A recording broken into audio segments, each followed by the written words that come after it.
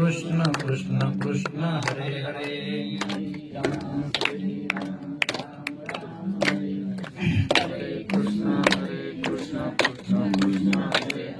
हरे राम राम राम हरे हरे हरे कृष्ण कृष्ण कृष्ण हरे हरे हरे राम राम राम हरे हरे हरे कृष्ण कृष्ण कृष्ण हरे हरे हरे राम राम राम हरे हरे हरे कृष्ण कृष्ण कृष्ण हरे हरे हरे राम राम राम हरे हरे हरे कृष्ण पुंडलिकावरती विठ्ठल श्री ज्ञानदेव तुकाराम पंढरीनाथ भगवान की जय मौली ज्ञानेश्वर महाराज की जय जगद्गुरु संत तुकाराम महाराज की जय शांति ब्रह्म एकनाथ महाराज की जय सच्चिदानंद श्रीपाद भगवान की जय सच्चिदानंद रामदास बाबा की जय सच्चिदानंद नारायण भगवान की जय सच्चिदानंद हरिला भगवान की जय अवधूत चिंतन श्री गुरुदेव दत्त गोपाल कृष्ण भगवान की जय गुरुर ब्रह्मा गुरुर विष्णु गुरुर्देवो महेश्वरा गुरुर साक्षात परब्रह्म तस्मै श्री गुरुवे नमः तस्मै श्री गुरुवे नमः तस्मै श्री गुरुवे नमः ज्या ज्या ठिकाणी हे मन जाय माझे त्या त्या ठिकाणी हे रूप तुमचे मी ठेवितो मस्तक ज्या ठिकाणी तेथे सद्गुरु तुमचे पाय ध्वनी जयाचे केल्या स्मरण होय सकल विद्येचे अधिकरण तेची बंधू श्री चरण श्री गुरूंचे ते नमस्कार आणि आता मने वाचा करणी जयाची भजने देवाची आवाहनी ते शरीर जातीय क्षणी देवची जाहली ही ओवी तुमच्या सेवेसाठी घेतलेली आहे ज्ञानेश्वरी मधील 9व्या अध्यायातील 25व्या श्लोकामधील ओवी आहे ही ओवी मी कायम दशक्रिया विधीला घेतो पण बिगर अनुग्रहित लोकांना दशक्रिया विधीमध्ये सांगण्याचा अर्थ वेगळा आणि आपल्या साधकांना हीच ओवी अनुग्रहित मंडळींना सांगण्याचा विषय वेगळा आपल्याला जी ज्ञानेश्वरी आहे आपल्याकडं त्या ज्ञानेश्वरीमध्ये विविध अर्थ तयार होतात वेगवेगळ्या प्रकारे वेगवेगळे अर्थ आहेत त्यामध्ये आपल्याला फक्त गुह्य ज्ञानाची गरज आहे ज्या अनंत जन्माच्या पुण्याने जयाचे वाचे पुढे भोजे ते नाम नाचत असे माझे ते जन्म सहस्त्र ओळखीचे एक वेळ यावया अर्जुना माझं नाम मुखात येण्याकरता हजारो जन्माचं पुण्य असावं लागतं कुणाच्याही वाट्याला येत नाही म्हणून अनंत जन्माचं आपलं कुठंतरी पुण्य होतं म्हणून आपल्याला सद्गुरु ऐश्वर्य गुण संपन्न संप्रदायाचे सद्गुरु मिळाले संप्रदायही मिळाला संप्रदायातील गुरुही मिळाले आणि त्याच संप्रदायाचं नामही मिळाले आणि मग ह्या नाम नेमकं काय तर अर्जुनाने भगवंताला प्रश्न विचारला की भगवंता काही लोक म्हणतात पापात्मक कर्म केलं की हा देह नरकाला जातो काही जण म्हणतात पुण्यात्मक कर्म केले की हा देह स्वर्गाला जातो पण मला असा एक मार्ग सांग की तुम्हाला पापाच्या मार्गाने जाऊन नरकाचाही नको आणि पुण्याचं कर्म करून स्वर्गातलाही नको कारण मी कितीही पुण्य केलं तरी पुण्य केल्यानंतर मग त्या पुण्याची पावटी सरे सेवेची इंद्रपणाची ओटी उतरे आणि येऊ लागती माघारे मृत्यू लोका मला परत भोगण्याकरता माघारी यावं लागेल मला हा मार्ग नकोय मला ह्याच्यापेक्षा कोणता तरी एक वेगळा मार्ग सांग मग एक मार्ग आहे अर्जुना तो कोणता तर मनाने वाचने आणि सर्व इंद्रियाने ज्याचा भजन प्रवाह भगवंताच्या भक्तीकडे असतो ना त्याचं शरीर जाता क्षणी देव आणि देवच होतं नीट विषय पहा मग आपल्या वाट्याला हे नाम का आलं आपल्या वाट्याला नाम का आलं नीट विषय पहा मागील जन्माचं काही ना काही पुण्य तर होतच होतं पण त्याच्याही पलीकडे जाऊन हे आपल्या तुमच्या आमच्या मुखामध्ये हे जे नाम आलं हे कशासाठी आलं ते नेमकं समजलं पाहिजे बरोबर आहे का नाही आणि मग आपल्या ताब्यात आलं. भक्तीच्या महामार्गाकडे प्रत्येक जीव निघालेला आहे. कोण कुलदैवताची करतोय, कोण ग्रामदैवताची करतो. भक्ती तर प्रत्येक जीव करतो. रावण सुद्धा भक्तीच्या जीवावर, रावणाने सुद्धा भगवान शंकराला प्राप्त करून घेतलं होतं ना. पण कर्माचा मार्ग कुठंतरी चुकीचा होता. नीट विषय समजून घ्या. मग प्रत्येक जीव भक्तीच्या मार्गाकडे निघालेला आहे. मग ही वस्तू आमच्याकडे का आली? आम्ही यायच्या आधी कोण होतो? आमच्याकडे ही वस्तू का आली? आणि आम्हाला नक्की कुठं जायचंय? या 3 प्रश्नाची उत्तरं तुमच्या आमच्या जीवनामध्ये समजली पाहिजे. या पृथ्वी तलावरची प्रत्येक गोष्ट तिच्या स्वस्वरूपाकडे निघालेली आहे. बघा, पृथ्वी तलावरची प्रत्येक गोष्ट नीट पहा. लोखंडाच्या कंपनीने लोखंड तयार केलं, लोखंडापासून पत्रे तयार झाले, पत्र्यापासून विविध वस्तू तयार झाल्या, काही वस्तूंची कपाटं तयार झाली, काही वस्तूंच्या गाड्या तयार झाल्या, काही वस्तूंपासून पत्रे तयार झाले, त्याचे सेट तयार झाले, काही वस्तूपासून हे माईक तयार झाल्या. अशा विविध वस्तू तयार झाल्या आणि या विविध वस्तूला विविध नावं दिली गेली. पण एक 10-15 वर्षानंतर ह्या वस्तूला गंज पकडल्यानंतर ह्या वस्तू सगळ्या एका दुकानामध्ये, भंगाराच्या दुकानामध्ये आल्या आणि परत कोणाला नेऊन विकल्या? तर लोखंडाच्या कंपनीला काय करायला नेऊन विकलं? लोखंड बनवण्याकरता विकले. मग ह्या माईकचं, समजा हा माईक आहे, याचं मूळ स्वरूप काय आहे? तर लोखंड आहे. आणि ह्याचा शेवट काय आहे? लोखंडाचा आहे. उदाहरण तुमच्या जीवनामध्ये पहा. विटेची भिंत तयार झाली, मातीची विट तयार झाली, विटेची भिंत तयार झाली, भिंतीचं एक घर तयार झालं. घरावर आपण मातृछाया, पितृछाया असं नाव दिलं. पण काही वर्षांनी ते घर जुनं झालं आणि ते रिन्युअल करायचं किंवा पत्र्याचं घर स्लॅबचं बांधण्याकरता JCP आणला आणि JCPने ते घर पाडलं. त्याची काय झाली? माती तयार झाली. म्हणजे घरावर जर आपण मातृछाया, कृष्णलीला, रामलीला नाव लिहिलेलं असेल, त्याचं मूळ स्वरूप माती आहे, त्याचा शेवट काय आहे? माती आहे. तिसरं उदाहरण तुमच्या आमच्या जीवनामध्ये पहा. ही उदाहरणं मी काय सांगतो माहितीये का? की नीट विषय पहा. समुद्राचं बाष्पीभवन झालं, बाष्पीभवनाचं रूपांतर ढगामध्ये झालं, ढगाचं रूपांतर पावसामध्ये झालं, पावसाचं पाणी जमिनीवर आलं, जमिनीचं पाणी नदीला गेलं. नदी कोणाच्या दिशेने चाललेली आहे? समुद्राच्या दिशेने चालली. एक बी आहे, त्या बी मध्ये गुप्त झाड आहे. फक्त ते बी लावल्यानंतर त्याच्यातून एक अंकुर फुटणार आहे, त्याच्यातून एक छोटस झाड होणार आहे, त्या झाडाचं व्यापकतेने रूपांतर होणार आहे, त्याला परत एक फळ येणार आहे आणि त्या फळात परत काय असणार आहे? बी असणार आहे. नीट विषय पहा. तद्वत त्या वृत्तीप्रमाणे तुमच्या आमच्या सोबत असणार हे शरीर आहे. हे शरीर सुद्धा तुमचं आमचं नाही, हे सुद्धा त्याचा धर्म पाळतंय. हे शरीर कशापासून तयार झाले? तर पंचतत्वापासून तयार झालेलं आहे. हे पंचतत्वात तयार झालेलं हे शरीर आहे. हे आईच्या गर्भामधून बाहेर आल्यानंतर बाल्यावस्थेमध्ये जन्माला आलं. तुमच्या आमच्या सोबत असणारं हे शरीर सुद्धा बाल्यावस्थेतून किशोरावस्थेत, किशोरावस्थेतून तारुण्यावस्थेत, तारुण्यावस्थेतून प्रौढावस्थेत, प्रौढावस्थेतून वृद्धावस्थेत आणि वृद्धावस्थेतून परत पंचतत्वाच्या दिशेने, स्मशानभूमीच्या दिशेने चाललेलं आहे. मग तुमच्या आमच्या सोबत असणारं हे शरीर आहे. हे शरीर सुद्धा त्याचा धर्म पाळतंय. पंचतत्वापासून आलेलं शरीर पंचतत्वाच्याच दिशेला निघालेलं आहे. मग आता नीट विषय समजून घ्यायचा की मग हे शरीर सुद्धा मी नाही. तुमची आम्हाला जी नावं दिलेली आहेत ही शरीराची ओळख म्हणून नाव दिलेलं आहे. मग हे शरीर सुद्धा मी नाही, तर मग मी कोण आहे? तर मग मी कोण आहे ही गोष्ट तुमच्या आमच्या जीवनामध्ये पहिली समजली पाहिजे. मग मी का आलो समजलं पाहिजे आणि आपल्याला कुठं जायचंय हे समजलं पाहिजे. मग मी कोण आहे? आता ही आपली सोपी भाषा सगळ्यांना माहिती आहे की वो तैसा हृदयामध्ये मी रामो, असता सर्व सुखाचा आराम आणि का भ्रांतासी कामो विषयावर.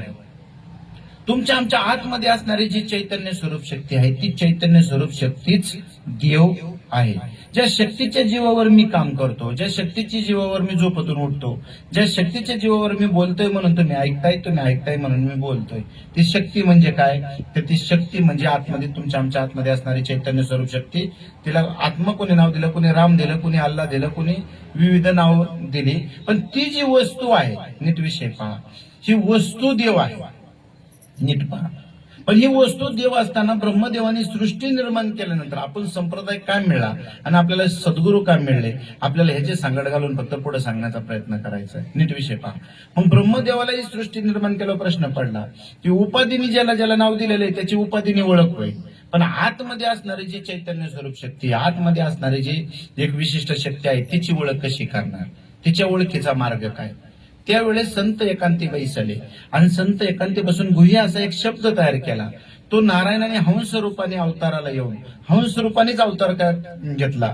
तर हंसामध्येच एक गुण आहे, सार आणि आसार निवडण्याचा गुण कुणाकडे हंसामध्ये आहे. म्हणून त्याला हंस रूपाचं प्रतीक दिलं आणि हंस रूपाने अवताराला येऊन ते गुह्य असं नाम गुरु परंपरेने पहिल्यांदा भगवान शंकर आणि महाविष्णूंना मिळालं. ब्रह्मदेवापासून त्यांना मिळाल्यानंतर भगवान शंकराची परंपरा गौरी गणपतीपर्यंत गेली आणि तिथून पुढे ती आघोरी परंपरेने जे आपल्याकडे नागा साधू वगैरे त्या परंपरेकडे गेली आणि आपल्याकडे जी परंपरा आली ती वैष्णव परंपरा आली. मुख्य महाविष्णू चैतन्याचे मुळं आणि संप्रदाय फळं त्यातून या ते नाम गुरु परंपरा. मग तीच परंपरा ब्रह्मदेवापासून आत्रेय ऋषींपर्यंत आली, आत्रेय ऋषींपासून दत्तप्रभूंपर्यंत आली, दत्तप्रभूंपासून 4 संप्रदाय तयार झाले, आनंद स्वरूप, चैतन्य आणि प्रकाश. नीट विषय पहा. या 4 संप्रदायाच्या माध्यमातून ही गुरु परंपरा चालू झाली. त्यामध्ये तुमच्या आमच्या जीवनामध्ये आम्हाला मिळाला तो ह्या 4 संप्रदायामध्ये बी ह्या 4 संप्रदाय म्हणजे 4 अवस्था आहेत आणि या अवस्थेतून शेवटची अवस्था म्हणजे आनंदमय अवस्था.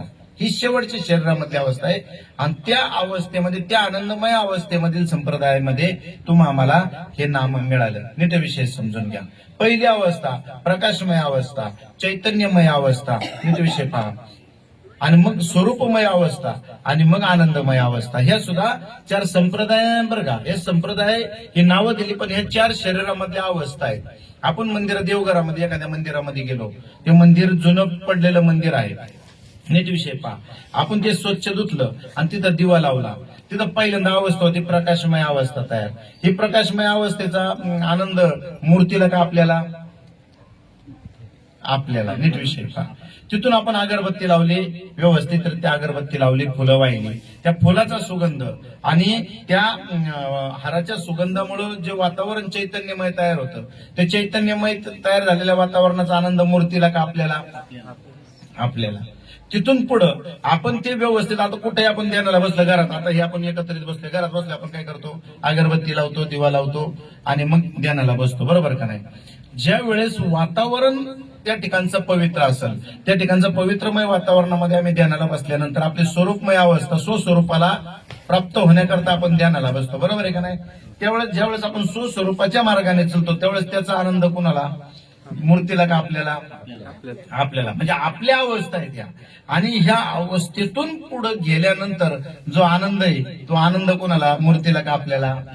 मग हे 4ही गोष्टी 4 संप्रदाय म्हणजे 4 अवस्था आहे. त्यात शेवटची अवस्था आनंदमय अवस्था आणि आनंदमय अवस्था असणाऱ्या संप्रदायामध्ये आम्हाला तो शब्द गुरु परंपरेने मिळाला. नीट विषय समजून घ्या. आता हा शब्द काय आहे हा तुमच्या आमच्या जीवनामध्ये समजला पाहिजे. हा शब्द नक्की समजला पाहिजे. हा शब्द नीट समजत नाही ना, आपण अवस्था करतो. आता अवस्था झाली, बरोबर आहे का नाही. आता ह्या अवस्थेतलं गुढ ज्ञान समजून घ्या. अवस्था झाली, अवस्था चित्ताची व्हायला पाहिजे का शरीराची व्हायला पाहिजे? चित्ताची व्हायला पाहिजे. नीट विषय समजून घ्या. एखाद्या व्यक्तीला उद्या 50,000चा हप्ता भरायचा आहे आणि त्याला आज अनुग्रह दिला, रात्रभर ध्यानाला बसला होतो, सकाळी डोळे उघडल्यावर त्याला देव दिसेल का हप्त्यावाला दिसेल? याला म्हणायचं शरीराची अवस्था. आणि चित्ताची अवस्था काय नाही तुमच्या आमच्या जीवनामध्ये समजलं पाहिजे. मग हे काय घडतं, चित्ताची अवस्था कधी होती, तर आपल्या शरीरामध्ये नक्की काय घडतं हे आपल्याला कळलं पाहिजे. अवस्था होती हे आम्हाला माहिती. आम्ही 5 लाखाची 10 लाखाची गाडी घेतली, गाडी घेतल्यानंतर आम्ही समजा एक 2 व्हीलर घेतली, 2 लाखाची 1.5 लाखाची गाडी घेतली, आम्ही स्टार्टर मारतो आणि गाडी घेऊन जातो. पण स्टार्टर मारल्यानंतर आतमध्ये नक्की काय घडतं हे आपल्याला बऱ्यापैकी माहिती पाहिजे. तर कुठं रस्त्याने गाडी बिघडली तर आपण ती नीट करू शकतो, बरोबर आहे का नाही. तद्वत त्या वृत्तीप्रमाणे अवस्था होत असताना अवस्था नक्की काय होते, अवस्था म्हणजे काय आहे, ही गोष्ट तुमच्या आमच्या जीवनामध्ये जोपर्यंत संपत नाही ना, नीट विषय समजून घ्या, तोपर्यंत आपल्याला जवळवरी अर्जुना तो बोध भेटेना म्हणा, तववरी या साधना बाजावे लागेल. जोपर्यंत तुला तो बोध होत नाही ना तोपर्यंत तुला ह्या साधनाला बजावच लागणार आहे. मग बोध झाल्यानंतर जे लक्षण आहे ते लक्षण कोणतं येतं माहितीये का. मग आपल्या अवस्था शरीरामध्ये अवस्था एक अशी तयार होते की हे मजस्तवची झाले परे म्या नाही केले, ऐसे जेने जाणिले तो सुटला गा. मग आपल्या अवस्था बघा, जोपर्यंत आपण ह्या स्थितीवर येत नाही ना, हे मजस्तावाचे झाले तरी मी नाही केले, ऐसे गेले जाणीले तो सुटला का. आता बाबांनी तर मला विचारलं तर मी सांगितलं मी 6ला निघालो. मग मी परत वाघोलीत आलो. मग मला कळलं की बाबा 8ला प्रवचन आहे. मग माझा मोबाईल हे झाला, माझा अर्थ समजून घ्या. मग मी इथून काय हे सगळं मी केलं का ते चैतन्याने केलं? चैतन्याने. आणि मग मी जरी आता मी तुम्हाला सांगतोय का ह्याच्यातलं चैतन्य सांगतोय, चैतन्य. पण तरी मी प्रवचन करतोय असं म्हणतोय. हा भाव जोपर्यंत तुमच्या आमच्यातला निघून जात नाही ना, तोपर्यंत आपण त्या स्थितीला येत नाही. नीट विषय समजून घ्या. आणि म्हणून शरीरामध्ये नक्की काय घडतं, अवस्था करते म्हणजे नक्की काय घडते. आता हनुमंतरायाचा जन्म उद्या परवा आहे आणि ह्याच्या आधी रामांचा जन्म, प्रभू रामचंद्रांचा जन्म झाला. बरोबर आहे का नाही? माझा मेन विषय रामायणाचा आहे. ही मी पार्श्वभूमी फक्त सांगितली की ह्या पार्श्वभूमीमध्ये आपण चिंतन करतो. ह्या चिंतनाचा पार्ट नक्की समजून घेतला पाहिजे. आपल्याला नक्की काय होतं नीट विषय समजून घ्या. हे पंचमहाभूताचं शरीर आहे, बरोबर आहे. तद्वत ते दश इंद्रियाचं पण आहे.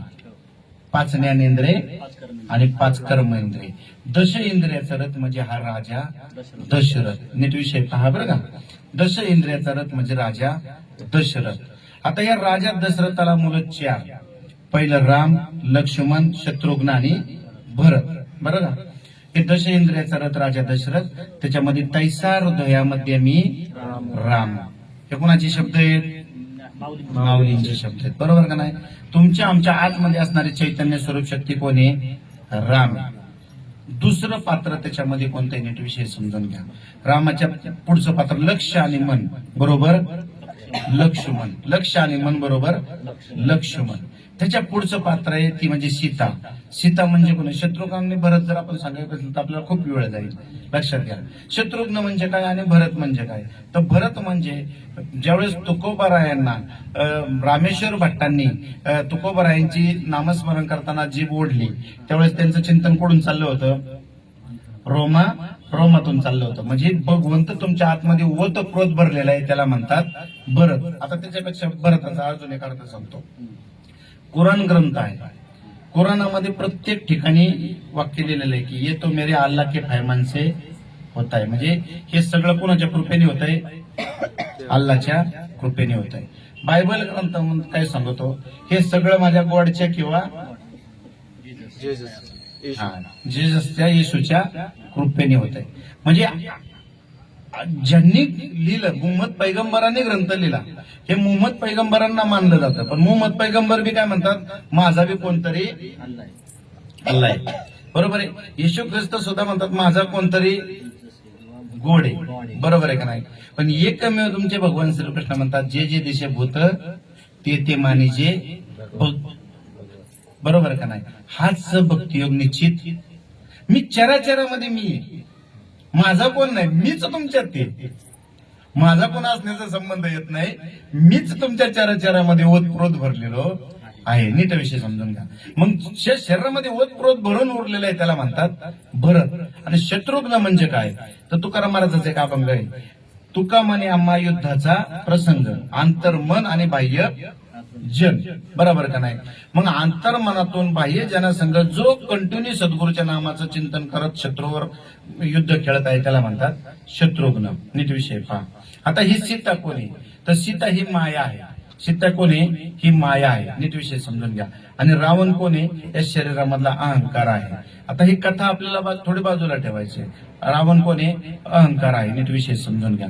म्हणून अहंकारासंगे जाऊ नको म्हणा, पहा त्या रावणा कैसे झाले. बरोबर का नाही? आता ही माया म्हणजे कोण? आता नीट विषय आपण पहा. ह्याच्यामध्ये माया, ही माया हे शरीरामध्ये पंचतत्वाचं शरीर आहे. प्रत्येक तत्वाचं एक पात्र आहे. आलं का लक्षात? सीता कुठून उगम आलती? सीता कुठून आली होती? आपल्याला चिंतनावर यायचं बरं का. नामस्मरणात नक्की घडतं काय? तर सीता ही पृथ्वी तत्वातून आलेली आहे. बरोबर आहे. मग हे पृथ्वी तत्व या शरीरामध्ये काय आहे? नीट विषय समजून घ्या. तर ही सीता ही पृथ्वी तत्वामध्ये तुमचं सगळ्यात मूल आधार चक्र आहे शरीरामध्ये. हे मूल आधार चक्र पहिल्यांदा नेतृत्व करतं पृथ्वी तत्वाचं. तुमच्या शरीरामध्ये आता आपण मांडी घालून बसलेलो आहे, सगळ्यात खाली मूलाधार चक्र, मग स्वादिष्टान चक्र, मग नाभी चक्र, अनहद चक्र, विशुद्धी चक्र, आज्ञा चक्र आणि मग सहस्त्रदळ चक्र. बरोबर आहे का नाही? हा, ह्याच्यामध्ये आत्मा हा राम आहे. बरोबर आहे. सीता ही पृथ्वी तत्वाचं नेतृत्व करते म्हणून पृथ्वीतून आलेली आहे. आपल्या शरीरामध्ये इथून वरचा पार्ट आहे हा अयोध्या आहे आणि इथून खालचा जो पार्ट आहे तो रावणाच्या लंकेचा पार्ट आहे. कशाचा आहे? रावणाच्या लंकेचा पार्ट आहे. आणि या दोन्हीच्या मध्ये इथं काय भरलेले आहे तर पाण्याने, हे आपण हे भरलेले पार्ट आहे, हा कशाने भरलेला आहे? पाण्याने भरलेला आहे. पाण्याच्या आपल्याला लंकेला नीट विषय पहा. इकडं लंकेला लंका आणि इकडं अयोध्या, ह्याच्यामध्ये काय पाणी आहे. बरोबर आहे का नाही? हा, आता भगवान प्रभू रामचंद्र कोण आहे? प्रभूच्या रामचंद्र कोणाचे पुत्र आहेत? दशरथाचे पुत्र आहेत. पण कोणत्या कुळातले? सूर्य कुळातले. लक्षात घ्या, सूर्य कुळातले आहेत. मग सूर्यवंशी आहे. मग सूर्यवंशी म्हणजे ते कशाचं नेतृत्व करतात? अग्नितत्वाचं नेतृत्व करतात. बरोबर आहे. आता अग्नितत्व कोण? पलीकडं जे तुमच्या आतमध्ये असणारे अहंकार आहे, हा अहंकार रूपी रावण, ज्या वेळेस आपण सगळ्यांना माहिती आहे रामायण काय घडलं की अहंकार रूपी रावण आले आणि माया रूपी सीतेला घेऊन गेले. बरोबर आहे. आपला दृष्टांत नीट समजून घ्या. माया रूपी सीतेला घेऊन गेले ह्याचा अर्थ काय होतो की ज्या वेळेस आपल्या अनंत जन्माच्या कर्माने आपले काय पण पाप पुण्य साचलेले असतात ना, त्याचा सगळा पार्ट कुठं तयार होतो? तर पहिल्यांदा तो मूल आधार चक्रामध्ये तयार होतो. नीट विषय पहा. आणि मूल आधार चक्र कामकाजाचा कशाचा आधार घेतं? तर या पृथ्वी तत्वाचा आधार घेतं. म्हणून ते अहंकार रूपी रावण आले आणि त्या सीता माया रूपी सीतेला कुठे घेऊन गेले तर पृथ्वी तत्वावर म्हणजे लंकेमध्ये नेऊन गेला. आपला भारत देश बी कुठे आहे? भारत देशात श्रीलंका कुठे आहे? बघा खालच्या, आपण असं सरळ उभं केलं तर आपल्या त्या ठिकाणी पृथ्वी तत्वाच्याच ठिकाणी श्रीलंका आहे. आपण भारत मातेचा जरी फोटो पाहिला तरी नीट विषय पहा.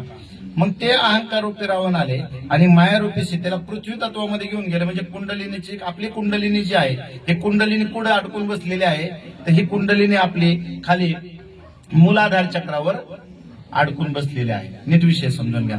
आणि जोपर्यंत ती कुंडलिनी आम्ही जागृत करत नाही ना, ती कुंडलिनी सीता माता रूपी कुंडलिनी कुठे नेऊन ठेवली रावणाने? तर मूलाधार चक्रामध्ये म्हणजे लंकेमध्ये नेऊन ठेवली. आता लंकेमध्ये नेऊन ठेवलं. जगाचे मालक, ब्रह्मांडाचे नायक प्रभू रामचंद्र, ते जगाचे मालक, ब्रह्मांडाचे मालक होते. त्यांना मागचे जन्म पुढचे जन्म कळू शकत होतं.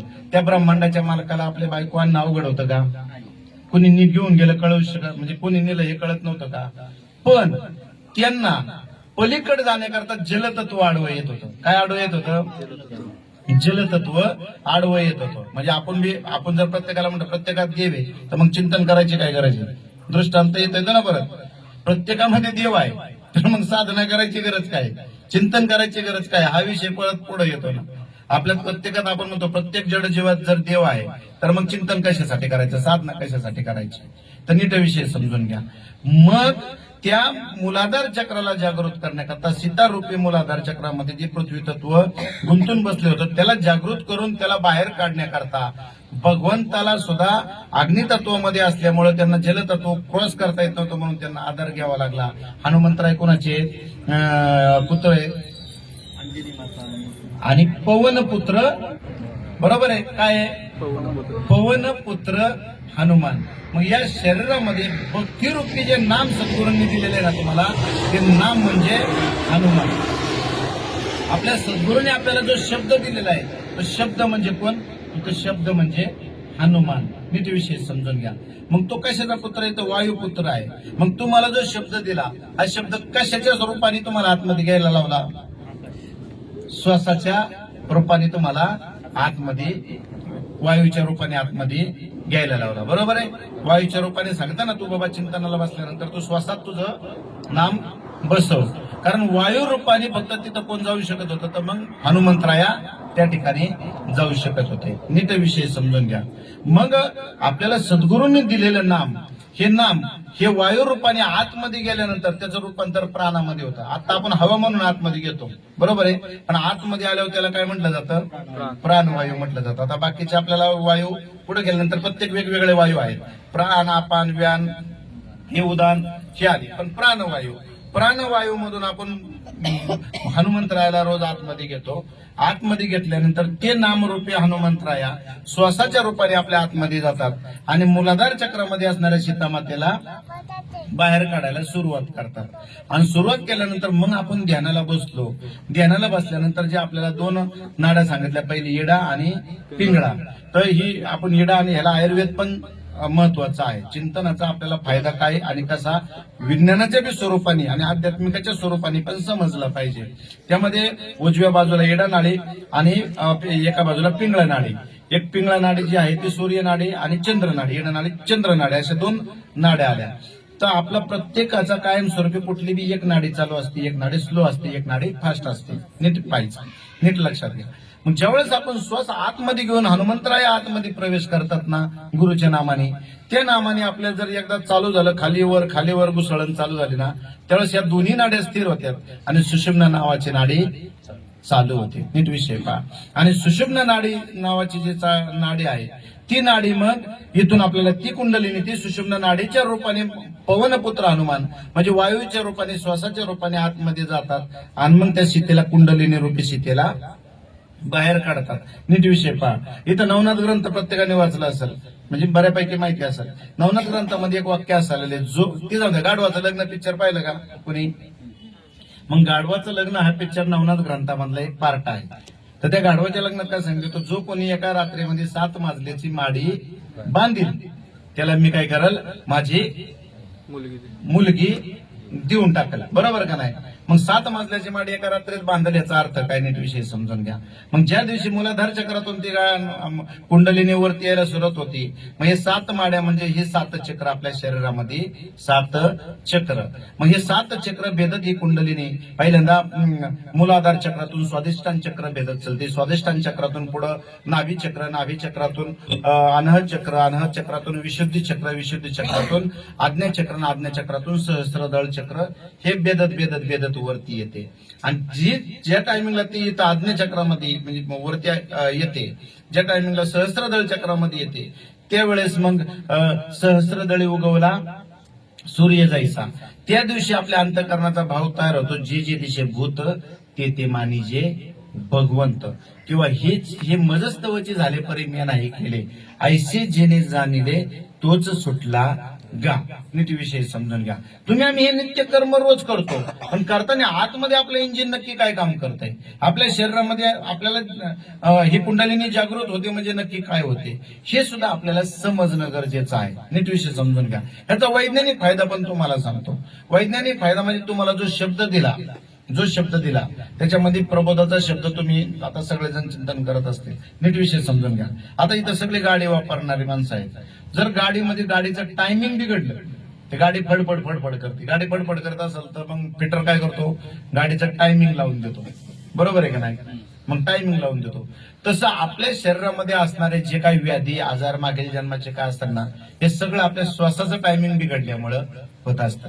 काहींना वैज्ञानिक कारण बरं का, अध्यात्म आणि वैज्ञानिक याची सांगड आपल्याला जोडता आली पाहिजे. आता ज्यांचं प्रबोधाचं जे चिंतन करतात किंवा पहिल्या नामाचं बी जे चिंतन करतात, हे काम काय करतात नाम नीट पहा. तुम्हाला सांगताना काय सांगितलं की बाबा पहिला शब्द आत घेताना, दुसरा शब्द बाहेर सोडताना, अशा पद्धतीने चिंतन करा. अनुग्रह देताना असं सांगितलं का नाही? मग तो हे 2 शब्द काय घेतले तर हे 2 शब्द तुमच्या श्वासाचं टायमिंग लावतात. हे 2 शब्द काय करतात, तुमच्या श्वासाचं टायमिंग लावतात. आणि एकदा ते टायमिंग लागलं ना, तुम्ही नीट विषय समजून घ्या. मग परवा दिवशी महाराजांनी सांगितलं, मग चिंता ती पळाली याच गोकुळा बाहेर. म्हणजे मग ज्या बी काय आपल्या शरीरामध्ये असणाऱ्या व्याधी असतील किंवा काय असतील, हे मी आता थोडं आपण साधक आहे म्हणून सांगण्याचा प्रयत्न करतो. नीट विषय समजून घ्या की प्रत्येक व्यक्तीला आपल्या इकडं आपल्याला सद्गुरू अनंत जन्माच्या पुण्याने मिळाले. पण नीट विषय समजून घ्या. एखादा व्यक्ती आजारी जरी असेल, नीट विषय पहा, आपल्या शरीरामध्ये जे बी आजार तयार होतात ना, जे बी हे पहिले आपल्या इथं पहिलं होतं, आता करतो आपण अलिओपॅथिक, त्याच्या आधी काय होतं होमिओपॅथिक, त्याच्या आधी काय होतं आयुर्वेदिक, त्याच्या आधी होतं निसर्ग उपचार, आणि त्याच्या आधी कोणता होता तो वैदिक उपचार. मग वैदिक उपचार म्हणजे काय? हे मॉडिफाय होत होत गेलं म्हणून आपण अलोपॅथिक कशी येऊन बसलो. मग वैदिक उपचार म्हणजे काय? तर तुमच्या शरीरामध्ये जो बी आजार आहे, ज्या व्यक्तीला मूळव्याधाचा आजार असेल तर त्याचं 100% स्वादिष्ट आपलं मूलाधार चक्र डिऍक्टिव्ह असतं. काय? मूलाधार चक्र डिऍक्टिव्ह असतं. पुढे आल्यानंतर कोणाला वटीचे त्रास असतील, कोणाला पाळीचे त्रास असतील, कोणाला जर असतील तर त्यांचं 100% स्वादिष्टान चक्र डिऍक्टिव्ह असतं. त्याच्यानंतर आलं की कुणाला पोटाचे आजार असतील तर त्यांचं मणिपूर चक्र 100% डिऍक्टिव्ह असतं. पुढे आल्यानंतर कुणाला हृदयाचे किंवा ह्या पार्टमध्ये त्रास असतील तर त्याचं 100% अनाहत चक्र डिऍक्टिव्ह असतं. तिथून पुढे गेल्यानंतर कुणाला थायरॉइडचा प्रॉब्लेम असेल, घशाचा प्रॉब्लेम असेल तर थायरॉइड ज्याला प्रॉब्लेम असेल त्याचा 100% विशुद्धी चक्र डिऍक्टिव्ह असतं. तिथून पुढे आलं त्याला चेहऱ्या संदर्भातले कोणाचे आजार असतील तर त्याचं 100% इथं चेहऱ्या संदर्भातले किंवा विसरण्याचं बुद्धीचा काही विषय असेल तर त्याचं इथं आज्ञाचक्र डिऍक्टिव्ह असतं. नीट विषय पहा. पण हे सगळे चक्र एका वेळेस ऍक्टिव्ह करण्याचं साधन फक्त गुरुचं नाम आहे. इतर ठिकाणी ह्या वैदिक चिकित्सेमध्ये जो आजार असेल त्या प्रकारच्या मुद्रा लावून त्या प्रकारचे त्याच्यावर पूर्वी चिकित्सा केली जायची. एखादा आजार असेल तर फॉर एक्झाम्पल एखाद्याचा थायरॉइड ग्रंथी म्हणजे थायरॉइडचा कोणाला आजार असेल तर विशिष्ट शंख मुद्रा नावाची एखादी मुद्रा लावली जायची, त्याला विशिष्ट एक मंत्र दिला जायचा आणि तो इथं जे चक्र असेल तर त्या कंठचक्राचा एक विशिष्ट मंत्र दिला जायचा आणि विशुद्धी चक्रावर ते डिऍक्टिव्ह असणारा या ठिकाणचं ऍक्टिव्ह केलं जायचं. नीट विषय पहा. ही पद्धत वैदिक चिकित्सेमध्ये असायची. पण हे सगळं कधी घडतं तर हे सगळं ज्या वेळेस आपल्याला सद्गुरूचं नाम मिळालं, नीट विषय समजून घ्या. त्या सद्गुरूंनी तुम्हाला बसवलं आणि सद्गुरूंनी बसवल्यानंतर तुम्हाला काही नियम सांगितले. त्यामध्ये एक नियम सांगितला की बाबा रे मला विसर एक वेळेस चालेल पण तू मी दिलेल्या साधनाला विसरू नको. नीट विषय समजून घ्या. आणि तो साधन आपली फरक पुढे झाली तर विसरली हानी तया झाली, तया थोर झाली हानी. नीट लक्षात ठेवा. पहिल्यांदा आपल्याला विसर कुठं पडला तर सोपं गणित या ठिकाणी सांगितलं की आईच्या गर्भामध्ये आम्ही प्रवेश करताना आम्ही कोण होतो तर त्याला तुकोबरायचा एक सिंपल अभंग आहे. तुकोबरायचा नाही, सोहम माझे नाव ब्रह्मपुरी आलो आणि जगी विस्तारिलो माझा मीच आहे. बरोबर का नाही? म्हणजे तुम्हाला दिलेला शब्द आहे. नीट विषय समजून घ्या. तर मी आलो, माझा मीच प्रवेश केलेला आहे. फक्त इथं आल्यानंतर मायेचा आधार घेऊन मी आईच्या गर्भामध्ये प्रवेश केला, पंचतत्वाचा आधार घेऊन प्रवेश केला. पण बाहेर जन्माला आल्यानंतर मला नेमकं त्याच गोष्टीचा विसर पडला. मी कोण होतो या गोष्टीचा मला विसर पडला. मग मला काय करायचं तर मला सद्गुरूचा आधार घेऊन फक्त मला काय करायचे त्या गोष्टीचा माझी ओळख करून घ्यायची, मलाच माझी ओळख करून घ्यायची. नीट विषय समजून घ्या. प्रभू रामचंद्र कोण म्हणून अवताराला आलते? कोण म्हणून अवताराला आलते? देव म्हणून अवताराला आलते. बरोबर का नाही? मग वशिष्ठ ऋषींना कशाची ओळख करायला शरण गेले? देवाचीच ओळख करायला शरण गेले ना. मग प्रभू रामचंद्र देव म्हणून अवताराला जरी आले तरी देव कळण्याकरता वशिष्ठ ऋषींना त्यांना शरण जावं लागलं. भगवान श्रीकृष्ण देव म्हणून अवताराला आले. बरोबर का नाही? पण तरी सुद्धा त्यांना देव कळण्याकरता सांदीपन ऋषींना शरण जावं लागलं. साधू संत सर्वच देव म्हणून ही लोक अवताराला आली. पण परत पुढे जाऊन त्यांना देव कळण्याकरताच कुणाचा आधार घ्यावा लागला तर सद्गुरूचा आधार घ्यावा लागला. नीट विषय समजून घ्या. म्हणून सद्गुरू ही तुमच्या आमच्या जीवनामधला खूप आयुष्यातला महत्वाचा पार्ट आहे. नीट विषय पहा. सद्गुरू हा उपाधीत बघण्याचा विषय नाही. नीट विषय समजून घ्या. अनंत जन्माच्या पुण्याईने अर्जुना हजारो जन्माचं पुण्य असावं लागतं तेव्हा तुझ्या वाट्याला ही वस्तू येते. ही कुणाच्याही वाट्याला येत नाही. नीट विषय समजून घ्या.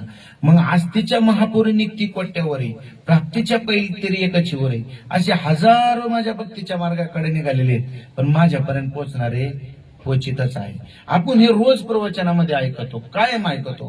कायम एक उदाहरण ऐकतो की नामदेवाच्या ताटात देव जेवत होता तरी नामदेवाला कच्च ठरवल्यावर देवाने सांगितले की नामदेवा मी जरी तुझ्या ताटात जेवत असेल तरी तुला कळलेलो नाही.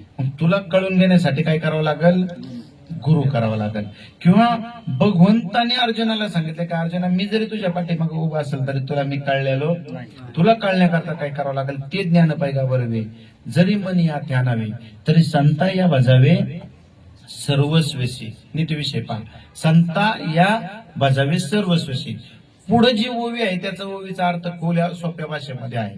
आपण इथून राम मंदिरामध्ये किंवा एखाद्या चांगल्या मंदिरामध्ये गेलो, बरोबर आहे का नाही?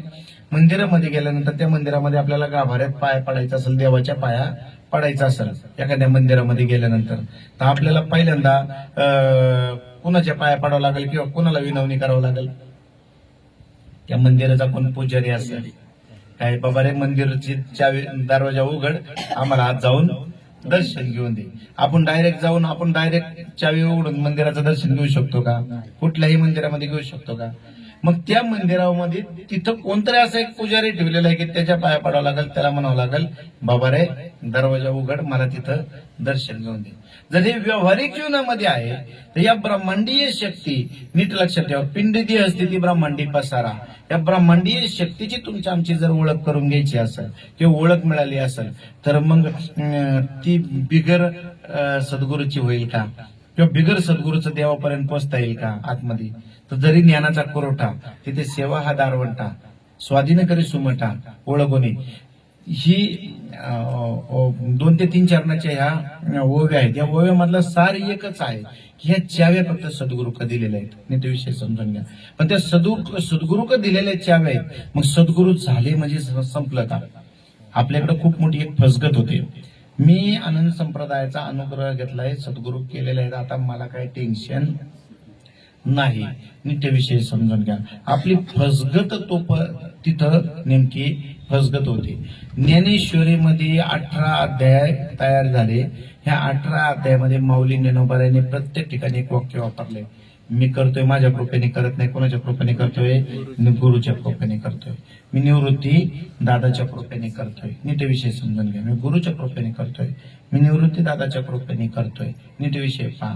मग जोपर्यंत ह्या भावावर तुम्ही आम्ही येताना ना माय बाप्पा, तोपर्यंत तुम्हा आम्हाला देव कळलंच असं नाही. देव कळायची गरज काय? साधूनी तुम्हाला देव त्याच दिवशी दाखवला. आता उदाहरण समजा, हे ताई आहे, तुझं नाव काय? तेजस्विनी, बरोबर आहे.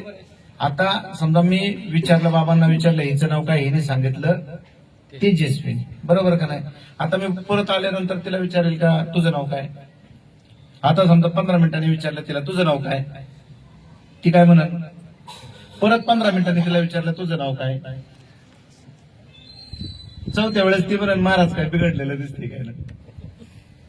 मग ज्या दिवशी मला कोणीतरी ओळख करून दिली की या देहाचं नाव काय आहे, तेजस्विनी, मग ज्या दिवशी साधूनी तुम्हाला सांगितलं की तुमच्या आतमध्ये असणारे चैतन्य स्वरूप शक्तीच देव आहे, मग तुम्ही कशाला शोधात, कुठल्या शोधात निघाले? त्याच दिवशी तुम्हाला सांगितलं ना, त्याची प्रचिती येण्याकरता तुम्हाला साधनही दिलं ना. आपली फसगत कुठं होते बरं का? परत त्याची प्रचिती येण्याकरता तुम्हाला साधनही दिलं आणि साधनाने अवस्थेमध्येही तुम्हाला त्याची लक्षणं सांगितली. शास्त्राने सांगितलं, कंठी प्रेम दाटे, नयनी नीर लोटे, हृदय प्रगटे रामरूपे. हृदयामध्ये रामरूप प्रकट झालं तर शरीरामध्ये अशी लक्षणं उभी होतात, बरोबर का नाही? मग ती लक्षणं तयार झाल्यावर रामरूप प्रकट होतं. हे शास्त्राने लक्षण सांगितलं ना. सात्विका भरणे, रोमांसी दाटणे, स्वेदाचे जीवन येऊ लागे, काफे तो थरारी स्वरूप देखील नेत्री, अश्रुत्या बितरी वाहताती, आनंद झाला पोटी स्तब्ध होय कंठी, मौन वाकपोटी धरुणी राहे, टाकी श्वासोश्वास ऊर्ध्व भावे मुखा, स्वरूप हे एका मिळवणी, आणि एका जनार्दनी आईशी अष्ट सात्विक भाव उत्पन्न होताच देव कृपा. हा, मग आता हे तुम्हाला सांगितलं बी, त्याची प्रचिती बी आणून दिली, मग आपण कशाच्या शोधात निघालो? ज्या दिवशी ओळख झाली की बाबा या शरीरामध्ये असणारे चैतन्य स्वरूप शक्ती जर देव आहे, तर मग आपण भक्ती कशासाठी करतोय? ओळख तर त्याच दिवशी झाली ना. 5 मिनिटापूर्वी ओळख झालं, या देवाचं नाव तेजस्विनी आहे. आता ही ओळख करण्याकरता परत मला दुसरं काय करावं लागणार आहे? मग आपला हा अट्टहास कशासाठी करायचा आहे? नीट विषय समजून घ्या. फसगत आपली कुठं होते आपल्याला. मग हा अट्टहास कशासाठी करायचा आहे? तर अट्टहास हे करता करायचा आहे की आपल्या जीवाची प्रवृत्ती, नीट विषय समजून घ्या. रावण म्हणजे काय? आता एक उदाहरण सांगतो. रामायणामध्ये रावणाने सुद्धा भक्तीच्या जीवावर भगवान शंकराला प्राप्त केलं होतं, पण तरी आम्ही रावणाला राक्षस का म्हणतो आणि प्रभू रामचंद्रांना देव का म्हणतो? कृष्णाच्या काळामध्ये कौरवांना राक्षस का म्हणतो पांडवांना देव का म्हणतो, नीट छत्रपती शिवाजी महाराजांच्या काळात त्यांना देव का म्हणतो, औरंगजेब अफजल खानाला राक्षस का म्हणतो. तर ह्याचं कारण काय की आपल्या अंतःकरणामध्ये असणारा जो भाव आहे, त्या भावाचं जर आपण व्यावहारिक दिनचर्यामध्ये, मी जो महत्वाचा विषय समजून घ्या, मगाशी आलेला सत्संग कशासाठी करायचा असतो, सत्संगाचं कारण काय. कितीही मी म्हणणारा माणूस असू द्या, तो एकटा ध्यानाला बसला, खरं नाही सांगा, एकटा ध्यानाला बसला, जेवढे विचार त्याच्या डोक्यात डोळं उघडले ना ते नसतात ना, तेवढं त्यांनी डोळं झाकल्या त्याच्या डोक्यामध्ये विचार चालू होतात का नाही होतात खरं सांग. आणि परत मग बाबा आले की म्हणतात मी ना ध्यानाला बसतो किंवा मी ध्यानाला बसते बरं का, पण डोक्यातले विचारच जात नाही. बरोबर आहे का चुकीचं आहे. डोक्यातले ही नैसर्गिकता आहे, आलं का लक्षात. म्हणून ज्या वेळेस साधू समोर असतो ना, साधू समोर ध्यानाला बसला ना, तर साधूची कृपादृष्टी, स्पर्श कृपादृष्टी असेल, दृष्टी कृपादृष्टी असेल, कृपादृष्टीचे जे प्रकार असतील त्याच्यामध्ये साधू समोर आपण चिंतनाला बसलो, साधूच्या समोर ध्यानाला बसलो, नीट विषय समजून घ्या की त्यावेळेस जी कृपादृष्टी पडते, त्या कृपादृष्टी आपल्याला ते विचाराचा नाश करण्याकरता कामाला 100% येते. नीट विषय पहा. म्हणून मगाशी जसं म्हटलं की बाबा फोन करावा लागतो, नीट विषय पहा. चिंतनाच्या सत्संगाच्या दिवशी फोन करायची गरज नाही पडली पाहिजे. नीट विषय पहा. जर त्या दिवशी जर आपल्याला गरज पडली असेल, तर मग आपल्याला देव कळला नाही. लक्षात घ्या, आपल्याला देव जवळ असून पण देव जवळ हे आपल्याला माहिती आहे, पण तो कळला नाही. तो कळल कधी, तर त्या टायमिंगला. आणि नीट विषय पहा. आज सत्संगाला महात्मे तुमच्या घरी येतात, ह्यांचा प्रपंच जीवन नाही का. समजा मला बोलवलं, आता मला 6चा टायमिंग दिला होता, बाबांनी परवा दिवशी म्हटलं रविवारी काय काम आहे का, म्हटलं काय नाही. मग म्हणले 6 वाजता इकडे या.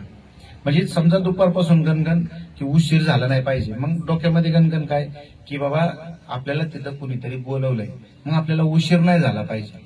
मग आपण उशीर नाही झाला पाहिजे, मग काम लवकर कशी उरकता येतील, आपल्याला पटकन कसं होता येईल, म्हणजे आपल्याला 1 तास आधी आपलं सगळं काम ओके का ठेवावं लागेल, आपल्याला तिथं जायचंय. जर ही आस त्यांची असेल, निघताना फोन झाला की म्हणजे निघालेलो आहे, तुम्ही कुठपर्यंत आले, लक्षात घ्या. ह्यो जर अट्टाहास जर त्या लेकरांसाठी असतो, आणि मग तिथं जर लेकरांना वाटणारा पोत घेऊन बसलेला आहे, पण जर ज्याला घ्यायचंय गरज आहे, मला सांगा तानेल्याने येरी का जावा का येरीने तानेल्या का जावा, बरोबर का नाही. मग येरीनेच तानेल्याला फोन करून सांगितले बाबा संध्याकाळी सत्संग बरं का, या बरं का, तर मग ते अध्यात्म कडला जाईलच असं होत नाही. मग पुण्य घडल, शब्द मिळालेला आहे तुमच्याकडून, पुण्य घडल, पण मग त्या पुण्याची पावटी सरे, सेवेची इंद्रपणाची ओटी उतरे, आणि येऊ लागती माघारे मृत्यू लोका. नीट विषय समजून घ्या. पण आपल्याला भोग भोगण्याकरता परत यावं लागेल. पण आपला संप्रदाय भोग भोगण्याकरता तुम्हाला साधन मिळालेलं नाही ना. एकदा नदी समुद्राला जाऊन मिळाली, परत तिला नदीमय होणे नाही ना. नीट विषय समजून घ्या. मग आपल्याला ज्यावेळेस हे साधन कशासाठी मिळलेलं आहे, तर साधनच फक्त हा जन्म मरणाचा फेरा चुकवण्याकरता आलेला आहे. मग जन्म मरणाचा फेरा जर चुकवायला जर आपला निजध्यास कमी पडला, नीट विषय समजून घ्या. बाबा काय मला ती ओवी घ्यायला सांगतात, हे तरी अवधान हे केले दिजे, मग सर्व सुखाशी पात्र होईचे, हे प्रतिज्ञा उत्तर माझे उघड आहे का. मग अवधान शब्दाचा अर्थ काय होतो, अवधान समजलं पाहिजे. नीट विषय समजून घ्या. लक्ष शब्दाचा अर्थ समजून घ्या. अवधान म्हणजे काय सांगतो आधी. अवधान म्हणजे काय, नीट विषय पहा. अवधान म्हणजे आपण महादेवाच्या पिंडीवर सोमवारचं किंवा महादेवाच्या मंदिरामध्ये गेलं की ते वरती गडवा बांधलेला असतो, वर्षानुवर्ष बांधलेला असतो, आणि वर्षानुवर्ष त्या पिंडीमध्ये आपण पाणी टाकतो, थेंब थेंब थेंब थेंब थेंब थेंब, वर्षानुवर्ष त्या पिंडीवर ते पाणी कसं चालू आहे त्याला म्हणतात अवधान. नीट विषय समजून घ्या. तद्वत त्या वृत्तीप्रमाणे आपल्याला जे आपल्या सद्गुरूंनी दिलेलं साधन आहे, नीट विषय पहा, ते साधन तुमच्या आमच्या जीवनामध्ये ते अवधान रूपाने ज्या दिवशी कंटिन्यू चालत राहील, कर्म करता करता करता ते अवधान रूपाने चिंतन चालू राहील ना, त्या दिवशी आपण मग देव पाहावयासी गेलो ते देवची होणी ठेलो. नीट विषय समजून घ्या. किंवा मग लक्ष आणि मग लक्ष्मण म्हणजे काय, तर प्रभू रामचंद्रांनी, नीट विषय पहा, प्रभू रामचंद्रांनी वनवासाला जात असताना लक्ष्मणाला एक काम सांगितलं होतं. लक्ष्मणा तू काय कर, सीतेला न्यायच्या आधी काय काम सांगितलं होतं, तू काय कर, या सीतेवर लक्ष ठेव. तो अहंकार रूपी रावण येईल आणि त्या मायारूपी सीतेला घेऊन जाईल. तू काय कर, लक्ष ठेव. बरोबर का नाही? आणि तुम्हाला अनुग्रह देताना काय सांगितलं, फक्त काय करा, लक्ष ठेवा. काय नीट विषय. परत महाभारतातलं उदाहरण येतो. ज्या दिवशी महाभारतामध्ये सगळ्यांच्या परीक्षा चालू होत्या, द्रोणाचार्यांच्या परीक्षा चालल्या होत्या, त्यावेळेस प्रत्येकाला झाडावर एक मासा बांधलेला होता आणि प्रत्येकाला प्रश्न विचारला की बाबा तुला काय दिसतंय, तुला काय दिसतंय. बरोबर आहे का नाही? अर्जुनाला काय दिसत होतं,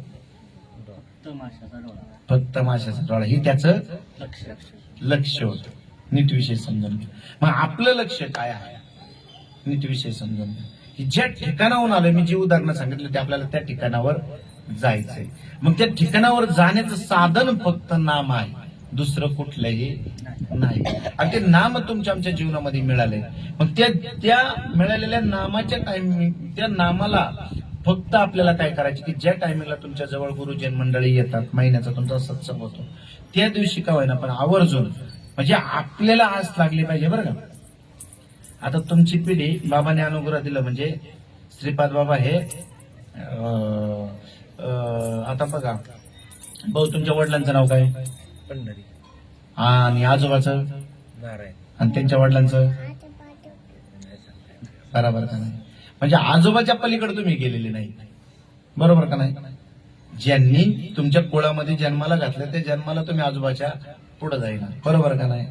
मग तसं की तुमचे समजा तुम्हाला अनुभव मिळाला बाबांना मिळाला दादोबाबांना मिळाला श्रीपाद बाबांचा. बरोबर का नाही? श्रीपाद बाबांना ही परंपरा पटकन सांगितली की तुम्ही पटकन सांगताय की बाबा बराबर आहे का नाही? का तर ते बाबा तुमच्याकडे त्या नामाच्या रूपाने तत्वाने तुमच्यापर्यंत आहे म्हणून आहे. आपल्याला जर आपल्या व्यावहारिक जीवनामध्ये आपल्याला पंजाचं नाव सांगता येणार, इकडे आपण अख्ख्या कुळाचं नाव का सांगतो, नीट विषय समजून घ्या. ह्याचं कारण काय आहे, ते महात्म्य तुमच्यापर्यंत का पोहोचले आहे? कारण त्या महात्म्यांची जी तळमळ आणि त्यांच्या वेळेस कार्य करणाऱ्या लोकांची तळमळ, हा पार्ट खूप महत्वाचा होता. नीट विषय समजून घ्या.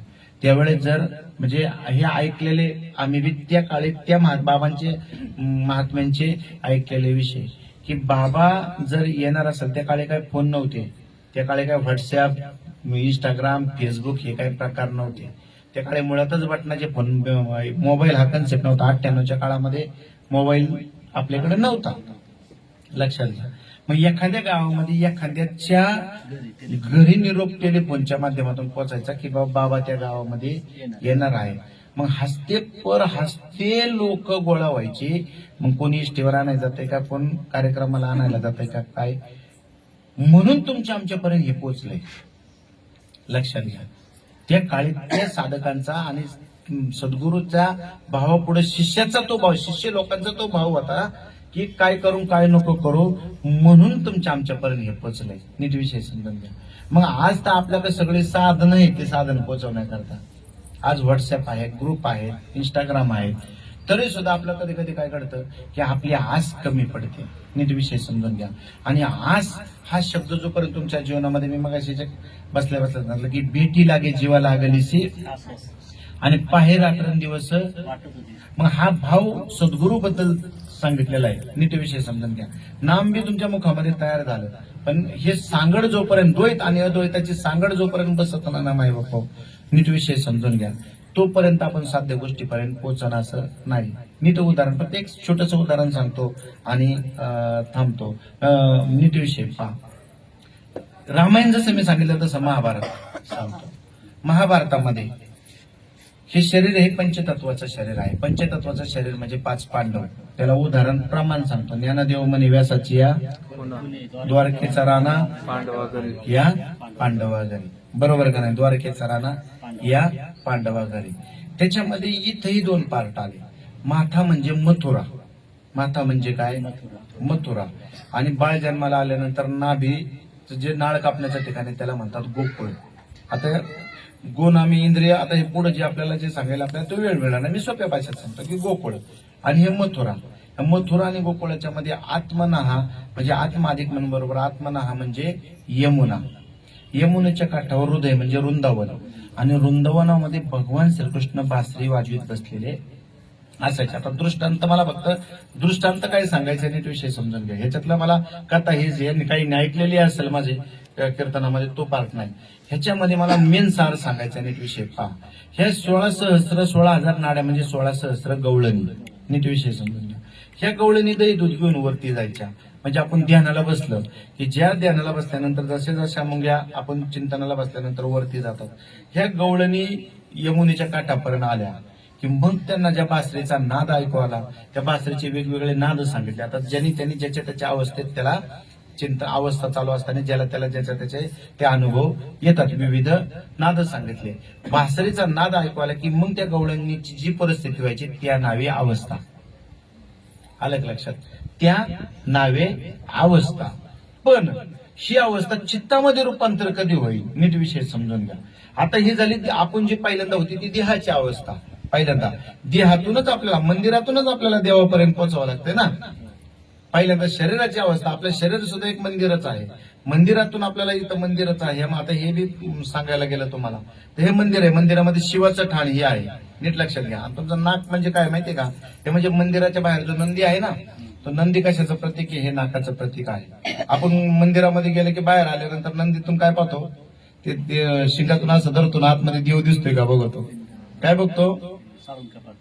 बरोबर का नाही? काय काय लोक काय करतात? त्या शिंगाला जे बोट लावतात आणि शास्त्राने बरोबर त्या शिंगाच्या बरोबर मधून तुम्हाला कोण दिसतं? भगवंताचं. बरोबर आहे का नाही? मग तसंच तुम्हाला माऊली ज्ञानोबारायांनी सांगितलं की देवाची द्वारे उभा क्षणभर आहे.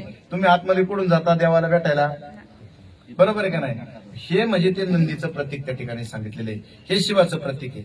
आतमध्ये ज्यावेळेस गेले की इथून परत आलीस बंगले को 10 दरवाजे बीच पवन त्या खांबा आवत जावत कोई न देखे ये बडा चिंबा. मग आतमध्ये गेल्यानंतर नीट विषय समजून घ्या. मला विषय गवळणीवर राहायचा होता पण जाता जाता ही गोष्ट नीट सांगितली. तर ही पहिली अवस्था आपली होती देहाची. पण चित्ताची अवस्था म्हणजे काय? की भगवान श्रीकृष्ण द्वारका नगरीला निघून गेले. गोकुळातून निघून गेले. निघून गेल्यानंतर ती गवळणींची परिस्थिती अशी झाली होती की काय करून काय नको करू. कृष्ण तुझ्या मुरलीच्या पायरे मन मोहिले रे मन मोहिले. नीट विषय समजून घ्या. पण तिथून पुढे चित्ताची अवस्था म्हणजे काय लक्षात घ्या की काही दिवसानंतर कित्येक दिवसानंतर ज्यावेळेस श्रीकृष्णाला वाटले की परत माझ्या गोकुळातल्या गवळणी काय म्हणून एकदा गोकुळामध्ये राऊंड मारून यावा. मग श्रीकृष्ण द्वारकेमधून एक दिवस गोकुळाच्या दिशेला येतात. गोकुळाच्या दिशेला येत असताना चित्ताची अवस्था काय नीट विषय समजून घ्या. गोकुळाच्या दिशेला येत असताना काही गवळणींना कळतं की बाबा श्रीकृष्ण भेटायला आलेले आहेत. त्यावेळेस हे दृष्टांत खूप महत्वाचं आहे. त्यास काही गवळणी पळत पळत जातात. अनेक पळत गेल्यानंतर राधेला सांगतात की राधे राधे आपल्याला भेटायला कोण आले? भगवान श्रीकृष्ण आले. ती राधा ते शब्द ऐकते की बाबा मला देव भेटायला आलेले आहेत. मग राधा पळत पळत जाते. प्रश्न श्रीकृष्णाला विचारते की माझा कृष्ण कुठे आहे? काय? राधा परत माघारी जाते आणि राधा माघारी जाऊन श्रीकृष्णाला प्रश्न विचार म्हणजे भेटायला आल्यानंतर सांगते की माझा श्रीकृष्ण कुठे आहे? नीट विषय समजून घ्या. आणि हा भाव तुमच्या आमच्या अंतःकरणामध्ये जोपर्यंत होत नाही ना तोपर्यंत तुमचं आमचं तुम्ही आम्ही त्या स्थितीला जाईल याची गॅरंटी नाही. ह्या भावापर्यंत तुम्ही आम्हाला पोहोचायचंय. नीट विषय हे विषय कीर्तनात घेता येत नाही. हे विषय प्रवचनात घेता येत नाही. तिथं सर्व प्रकारचे लोक असतात. आपण हे विषय घेतले की त्यांच्या डोक्यावरून निघून जातं. हा भाव तुमचा आमचा झाला पाहिजे. नीट विषय समजून घ्या. रामायणामधलं परत एक उदाहरण सांगतो मला. भाव म्हणजे काय? वनवासाला जाताना सीता माता जाणार होती. लक्ष्मणराय आणि राम जाणार होते. मग लक्ष्मणाची बायको उर्मिला ही उर्मिला सुद्धा लक्ष्मणाला म्हणते की रामाची सेवा सीता करेल, मी पण तुमची सेवा करेल, मला पण घेऊन जा. आपल्याला भाव या विषयावर समजून घ्यायचंय. काय? मला पण घेऊन जा. लक्ष्मणाला बी पटतं. लक्ष्मणराय जातात प्रभू रामचंद्राला म्हणतात बाबा तुमची सेवा सीतामाई करेल, माझी सेवा उर्मिला करेल, मला पण तुम्ही घेऊन चला अशी तिचं म्हणणे आहे. पण प्रभू रामचंद्र म्हणतात तुझं बी खरंय तिचं बी खरंय पण वाल्मिक ऋषींनी ग्रंथात हे लिहिलेलं नाही तर तिला काय आपल्या संग घेता येणार नाही. मग सीता वनवासात सीतेला वनवास मिळाला पण नवरा सोबत होता. नीट लक्षात घ्या. पण जाताना आपल्या घरातल्या व्यक्ती कुणीही दुःखी वातावरणामधून जाऊ नये म्हणून तिथं उर्मिलेलं सांगितलं जातं. काही ठिकाणी पाण्याचा ग्लास, काही दुधाचा ग्लास, आपल्याला त्याच्याशी काय मतलब नाही, दूध ग्लास आणायला लावला समजा, आणि ती उर्मिला आतमध्ये दुधाचा ग्लास घेऊन दूध आणायला गेले, त्यावेळेस ही लोक निघून गेली. तर माघारी आल्यानंतर कथा सांगते की उर्मिला 14 वर्षी एकाच जाग्यावर उभी होती. भेटी लागे जीवा लागलेसे असं एकाच जागेवर 14 वर्ष. मग वनवास नक्की मिळाला कोणाला? सीतेला का उर्मिलेला? नीट विषय समजून घ्या. म्हणून सद्गुरू, हे सद्गुरू आणि सद्गुरूचं नाम, ह्या दोन्ही गोष्टी इतक्या महत्वाच्या असतात. नीट विषय समजून घ्या की त्या द्वैत आणि अद्वैताची सांगड तुमच्या आमच्या जीवनामध्ये गाठली गेली पाहिजे. काही ठिकाणी आता नाम मिळालं मग आता आपल्याला काही विषय नाही, असं नाही. नाम जरी मिळालं तरी कृपादृष्टी ही उपाधी रूपांनीच डोक्यावर मिळवावी लागते. नीट लक्षात घ्या, उपाधी रूपांनीच मिळावी लागते. म्हणून आता नवनाथ ग्रंथामध्ये फक्त एक छोटासा दृष्टांत सांगतो. नवनाथ ग्रंथामध्ये मच्छिंद्रनाथांना जे ज्ञान मिळालं होतं ते ऑलरेडी पार्वती मातेला भगवान शंकर सांगताना ऐकण्यात आलं होतं. बरोबर आहे का नाही?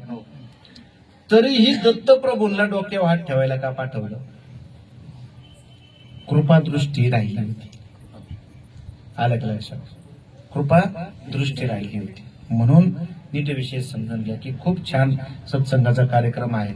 म्हणजे खूप वेळा आमची चर्चा म्हणजे बाबांची की बाबा प्रवचन नको होऊन द्या, एक वेळ चिंतन नको होऊन द्या, तुम्ही प्रश्न उत्तराला बसा. सद्गुरू समोर प्रवचन करावं पेक्षा उलट 10 जणांचे प्रश्न असतील, अडीअडचणी असेल त्याच्यावर चर्चा करा. पण सद्गुरूच्या समोर नामस्मरण झालं पाहिजे, सद्गुरूच्या समोर चिंतन झालं पाहिजे. नीट विषय समजून घ्या. सद्गुरूच्या समोर नामस्मरण झालं, सद्गुरूच्या समोर चिंतन झालं. तुम्हाला पार त्याच्यापेक्षा सांगू का मी, निवृत्ती दादाला अनुग्रह कोणाचा? गहिनीनाथाचा. पण गहिनीनाथाचा अनुग्रह झाल्यानंतर गहिनीनाथ त्यांच्या कार्यासाठी गेले आणि निवृत्ती दादा आणि हे भावंड निघाले. बरोबर का नाही? मग निवृत्ती दादाने अनुग्रह कोणाला दिला? ज्ञानदादाला दिला, ज्ञानोबारांना दिला. शो ग्रंथ कसा तयार झाला? ही निवृत्ती दादा मी तयार करू शकत होते ना, गहिनीनाथांचा अनुग्रह होता ना. नाम वेगळं होतं का? सद्गुरू वेगळे होते का? पण गुरुचं सानिध्य होतं. नीट लक्षात घ्या. ही निवृत्ती दादा बी करू शकत होते ना, काय? पण ज्ञानोबरायांनी का तयार केलं? तर गुरु सद्गुरु सारिका आस्था पाठी राखा, इतरांचा लेखा कोण करे. नीट विषय समजून घ्या. निवृत्ती दादांनी बी ज्ञानेश्वरी तयार केली असते, त्यांना सुद्धा अनुग्रह झालेलाच होता ना. नीट विषय समजून घ्या. बाबाजी चैतन्याला तुकोबरायांना डोक्यावर हात ठेवल्यानंतर त्यांचं सानिध्य लाभलं होतं, म्हणून तुमच्या समोर आमच्या समोर ग्रंथ संपदा आहे ना. नीट विषय समजून घ्या. ज्या ज्या संतांना अनुग्रह निस्ता मिळाला, मग अनुग्रह निस्ता मिळाला पण साधू निघून गेले ना, ती लोक आखाड्यातले साधू झाले. लक्षात घ्या. त्यांनी 200 वर्ष ते जगले, त्यांना बी ह्याच नामाचा अनुग्रह मिळाला, पण ते जगाच्या कामाला नाही आले. आलं का लक्षात? आणि वैष्णव परंपरेने जे साधू अनुग्रह मिळाल्यानंतर सद्गुरूच्या सानिध्यात राहिले, त्यांनी आम्हाला हे साहित्य दिलं. आलं का लक्षात? ज्यांचं साहित्य आपण वाचतो, काय हे साहित्य कुणी आपल्याला दिलं? तर ज्यांचं सानिध्य मिळालं. नीट विषय समजून घ्या. म्हणून आपल्याला सानिध्य महत्वाचं आहे. आणि म्हणून सानिध्यासाठी मी मगाशी जे विषय सांगत होतो की दुपारी समजा बाबांनी फोन केला तळमळीने किंवा आज कार्यक्रम या ठिकाणी करतायत, तर साधूला जर आपल्या 100 लोकांसाठी वेळ असेल तर आपल्याला त्यांच्यासाठी 1 तास 2 तास वेळेत वेळ नसावा का? वेळेत वेळ म्हणतो. आलं का लक्षात? आणि म्हणून आपण वाट बघावी की आपला साधू किती वाजता येतोय, आपण वाट बघावी. साधूला आपली वाट बघायची वेळ लागली ना तर मग आपण कार्य करेल याची गॅरंटी नाही. आपण साधूची वेळ बघायची, आपल्याला आस लागावी. मी मग असे उदाहरण सांगितलं, आपल्याला ताण लागलेली, आपल्याला आस लागावी. आलं का लक्षात? मग परमार्थ आपला सुफल होतो, भगवंत तिथंच कृपा करतो. नामदेवा, मी जरी ताटात तुझ्या जेवतोय ना तर तू त्यांना शरण जा. आणि त्याच नामदेवाने अभंग तयार केला, नामा म्हणे खेचर पायी सद्गुरु वाचुनी दैवत नाही. आता मग अनुग्रहाच्या आधी तर देव ताटात जेवल्याशिवाय नामदेवराय जेवत नव्हते. मग नामदेवरावांनी हा अभंग का तयार केला मग काय? पाय तुझे रे पाय तुझे करू राया हीच माझी. आणि मग ज्याच्या ताटात ब्रह्मांडाचा मालक ठेवत होता मग नामदेवरायांनी हा अभंग का तयार केला? काय नीट विषय समजून घ्या. म्हणून त्या दोन्हीही गोष्टी तुमच्या आमच्या जीवनामध्ये समान अंतरावर चालल्या पाहिजेत. खूप छान सत्संग चालू आहे, खूप छान चिंतनाचा विषय आहे. असाच सत्संग एकत्र जसा वाढवता येईल तेवढा वाढण्याचा आपण प्रयत्न करावा. एक आणि दुसरी गोष्ट मला मिळालं स्वतः तराला नव्हे तो नवलं उद्धरले कुळ इतरांचे. नीट व्यक्ती एक छोटासा दृष्टांत सांगतो. टायमिंग तसा वेळेपेक्षा जास्त झाला तरी सांगतो, चालतंय ना? तो दृष्टांत काय मंत्र म्हणून सोबत ठेवा. एक सद्गुरू आणि त्यांचे दोन लाडके शिष्य होते. दोन लाडक्या शिष्याला सद्गुरूंनी अनुग्रह वगैरे दिला, चिंतन चांगलं झालं, पण सद्गुरूंना पुढे कार्य करण्याकरता जायचं होतं. मग सद्गुरूंनी काय केलं, बाबा रे जवळ दोघांनाही बोलवलं आणि दोघांच्या हातात एक एक हरभरा दिला. काय दिला? एक एक हरभरा दिला आणि सांगितलं मी 12 वर्षांनी तुम्हाला भेटायला येईल, तुम्ही या हरभऱ्याची चांगली सेवा करा. आलं लक्षात? सद्गुरू निघून गेले. त्यात सद्गुरू 12 वर्षांनी माघारी आले. माघारी आल्यावर एका शिष्याला बोलवलं, बाबा रे म्हटले ये आता मी आलोय तुला भेटायला. मग तो शिष्य जवळ आला, म्हटला बाबा मी तुला वस्तू दिली होती तू काय केलं? तो पहिला शिष्य म्हणला, बाबा तुम्ही ज्या दिवशी गेला त्या दिवशी मी सोन्याची पेटी केली, त्या सोन्याच्या पेटीत तो हरभरा ठेवला आणि रोज त्याची पूजा करायचो, रोज त्याला अगरबत्ती, एकही दिवस मी नित्य नियमाने चुकवला नाही. 12 वर्ष मी रोज त्या हरभऱ्याला दिवाबत्ती करायचो आणि तुमचं स्मरण करून पाया पडायचो. बर बर म्हणले, छान. मग दुसऱ्याला बोलवलं, म्हणले बाबा रे तुला वस्तू दिली तू काय केली? म्हणला बाबा मी काय केलं, तुम्ही दिलेला हरभरा शेतात नेऊन लावला, त्याचं एक झाड आलं, त्या झाडाला काय हरभरा आले, ते हरभरे परत मी ते जमिनीमध्ये लावले आणि ते हरभरे वाढत वाढत 12 वर्षात आता एक अख्खं गोडाऊन भरले. काय मग आता सद्गुरूने आपल्याला जी वस्तू दिलेली त्या वस्तूमध्ये आपण आता त्याचं गोडाऊन भरायचं का त्या वस्तूला रोज देवा पुढं पूजायचं, हे आपल्या हातामध्ये आहे. म्हणून अनंत जन्माच्या पुण्याने मी कायम एक शब्द वापरतो की ऐश्वर्य गुण संपन्न संप्रदाय तुमच्या आमच्या जीवनामध्ये आम्हाला मिळाला माय बाप. मी कालच तुम्हाला सांगितलं, कारण मला एका संप्रदायाच्या एका माणसाने एक प्रश्न केला. काय केला तर आजही आपल्या संप्रदायामध्ये एखादा माणूस, एखादी मुलगी, एखादा भाऊ प्रवचनाला बसला की त्यांनी न पाहिलेले बाबांना म्हणतो मी बाबांच्या कृपेने इथं बोलतोय. आलं का लक्षात? पण इतर संप्रदायामध्ये वारकरी असो, इतर संप्रदायामध्ये असो, असं एक कीर्तनकार दाखवा की कीर्तन जोरात करेल, गायनाचार्य आहे, मृदंगाचार्य आहे, भागवताचार्य आहे, विनोदाचार्य आहेत, सगळे आहेत, पण कीर्तनात असा एक कीर्तनकार मला महाराष्ट्रातला दाखवा, बाबा मी ह्या बाबांच्या कृपेने बोलतोय, ह्या बाबांच्या कृपेने मला काय. नीट विषय समजून घ्या. काय अनंत जन्माच्या पुण्याने शास्त्राला अनुसरून असणारा संप्रदाय आणि त्या संप्रदायामध्ये शास्त्राला धरून चालणारे सद्गुरू तुमच्या आमच्या जीवनामध्ये आम्हाला मिळाले. नीट विषय समजून घ्या. म्हणजे आज सद्गुरूंनी तुमच्या इथे यावं कार्य करावं. आज बाहेर ठिकाणी पाहिलं की असं डोळ्याला पाणी येतं की सद्गुरूंनी शिष्यांची घरं लुटलेली असतात. काय सद्गुरूच्या म्हणजे सद्गुरूच्या भावापोटी कितीतरी घरं अशी वाया गेलेली आहेत. काय घरी खायला नाही, पण सद्गुरू समजा शेतामध्ये जर 4 पोती झाले की एक सद्गुरूच्या नावाने. काय जरा इन्कम असेल तर सद्गुरूंनी शिकवलेल्या गोष्टी राजा हो सद्गुरू. म्हणजे आम्ही दोघेही माणसं गुरुवर प्रवचन करत नाही. बाबांचं प्रवचन गुरुवर ऐकलं का तुम्ही कधी? का बरं करत नसतं गुरुवर? गुरुची सेवा तुम्हाला सांगणं म्हणजे परत तुम्हाला येडं बनवलं. म्हणजे सद्गुरूची सेवा कशी सांगता म्हणजे मग तुम्ही तशी सेवा बाबांची केली पाहिजे. म्हणून आम्ही सद्गुरू सेवा या विषयात सद्गुरूची सेवा केली. हे सद्गुरूच्याच परंपरेने आलेला संप्रदाय, पण तरी सुद्धा आपण ते का सांगत नाही. तर तेवढं सुद्धा साधक आपण 1 रुपयाला मिंद नसावं. नीट विषय समजून घ्या. 1 रुपयाला आपण मिंद नसावं. आजही आम्ही इतक्या वर्ष खांद्याला खांदा लावून काम करतो. एक साधक आता ह्याच्यामध्ये काल रामनवमीला कोण आले असतील काय? आजपर्यंत 10 वर्षामध्ये कुठंच नाही. आज जेवढे मी पाकिट बाबा समजा बाहेर कार्यक्रमाला गेला की मिळाले की ते उचकट नाही फक्त सांगतात आता इथं भाऊ समोर एका कार्यक्रमाला बाबा रे जे काय लागते कमी पडलं ते डब्यातून घे तुझं तो वापर. एक काही साधक असा म्हणू शकत नाही की बाबा इथं मला 10 रुपयाला किंवा एखाद्या गोष्टीला असे आपल्याला अनंत जन्माच्या पुण्याने साधू भेटावेत. हे खूप मोठं भाग्य लागतं, लक्षात ठेवा. फक्त त्यांना आपल्याला काय द्यायचंय तर त्यांना फक्त कार्यच द्यायचंय. एकाचे 2, 2चे 4, 4चे 8 साधक कसे होतील, तुमच्याकडून 2 लोक कशी वाढली जातील, त्या 2 जणांकडून 4 कशी वाढली जातील, यालाच सद्गुरूचं कार्य म्हटलं जातं. नीट विषय समजून घ्या. आम्हाला बी काही जास्त का बाबांचे सानिध्य लाभलेलं आहे का, पण काहीतरी मिळाले तेच प्रचार प्रसार आम्ही करतोय ना.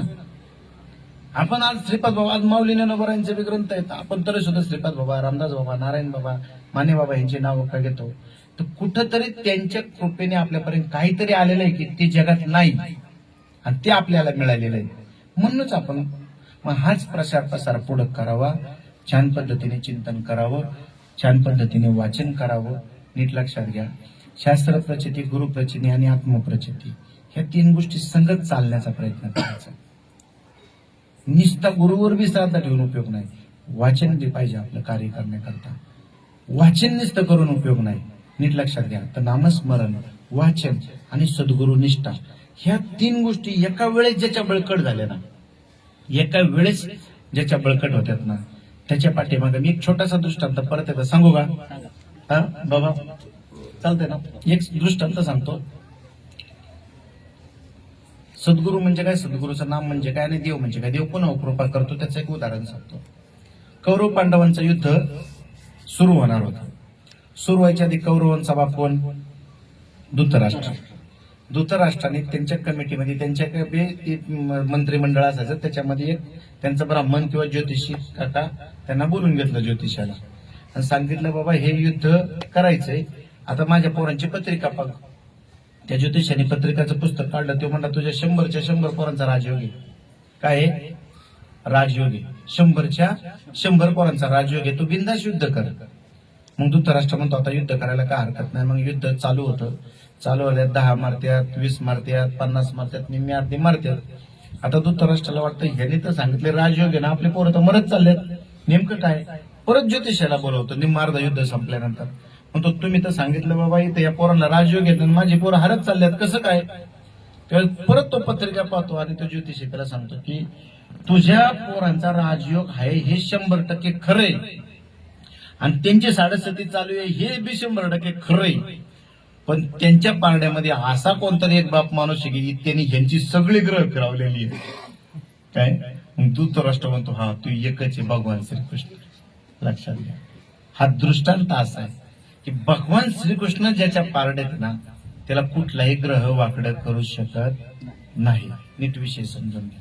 आणि म्हणून हे मारुती राया मी काय सांगितलं मगाशी, तर मारुती राया रावणाच्या खुर्ची खाली सगळे ग्रह टांगून ठेवले होते, बांधून ठेवले होते रावणाने. बरोबर आहे का नाही? सोडवले कोणी? हनुमंतरायाने. मग मी मगाशी हनुमंतराया कोण सांगितले, तर सद्गुरूंनी दिलेलं नाम हे म्हणजे हनुमंत. शरण शरण हनुमंता तुझं आलो रामदूता, काय भक्तीच्या त्या वाटा मज दावाव्या सुमटा. मग सांगितलं मग हे नामरूपी भगवंताचं नामरूपी मारुती राय ज्याच्या सोबत आहे. युद्ध रामायण संपल्यानंतर महाभारतामध्ये भगवान अर्जुनाच्या रथावर झेंड्यावर फोटो कोणाचा आहे? मारुती रायाचा आहे. ज्याच्या रथावर, त्याच्या शरीररूपी रथावर मारुतीराय आणि भगवान श्रीकृष्ण ठाम करून बसलेले आहेत ना, त्याचं कुठलीही ग्रह वाकडं करू शकत नाही. बस म्हणून या 3 गोष्टी वाचन कायसाठी करायचं, तर चिंता बघा, चिंतन आणि तुम्हाला कळलेलंच आहे की गुरुने दिलेलं नाम सत्याचे, त्याची प्रचिती. बाकीचे इतर ठिकाणी 2-2 नाही 8-8 दिवस जरी ध्यानाला बसले तरी नळ्या भोकल्यागत होतं. त्यांचे 8 सात्विक भाव होतात का? आपला संप्रदाय सोडला तर दुसरे कुठं आहे का? साधं सगळं नाही. ते म्हणजे काहीतरी आहे ते तुम्हाला प्राप्त गुरुनी करून दिलेलं आहे.